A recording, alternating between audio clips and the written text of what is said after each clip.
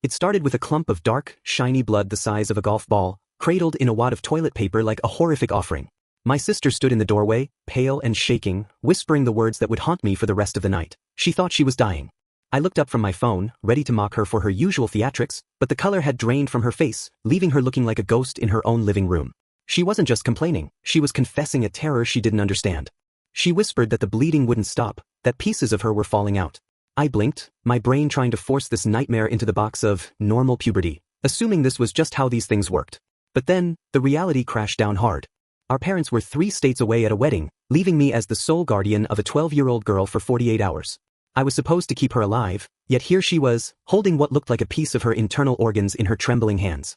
I tried to channel our father's calm, instructing her to sit, but the panic was rising. She confessed this was her first time, and she was already bleeding through everything. A frantic Google search confirmed the worst. Soaking through pads this quickly wasn't normal, it was a hemorrhage. She was dripping onto mom's decorative throw pillows, a sight that usually would have earned a scolding, but now only signaled danger. I tried to rely on vague memories from health class, assuring her it was natural, but her crumbling face told a different story. She had tried a shower, tried everything, but the dizziness was taking over. Then the phone buzzed. A text from Dad asking for a status report. I looked at Lily's paper-white lips and typed back a lie, fine. I was terrified that calling for help would look like an overreaction, that I'd be the boy who cried wolf over a period and lose their trust forever. I debated texting Mom, typing and deleting, the 3 dots of hesitation mocking me. But nature didn't care about my reputation.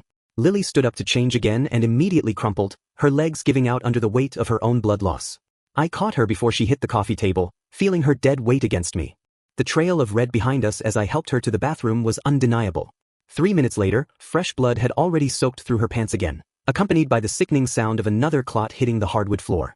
That sound broke the spell of denial.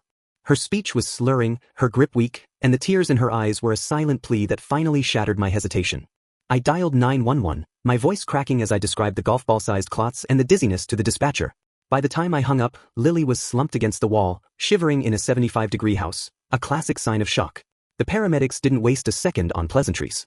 They took one look at the ghost of a girl, loaded her onto the stretcher, and began a barrage of medical questions about medications and meals that I couldn't answer. As they rushed her back into the emergency room, the doors swung shut, leaving me alone with the terrifying realization that I had almost let my sister bleed out because I was too afraid to overreact. How long would you have waited before calling 911? Let me know in the comments, and don't forget to subscribe for more survival stories.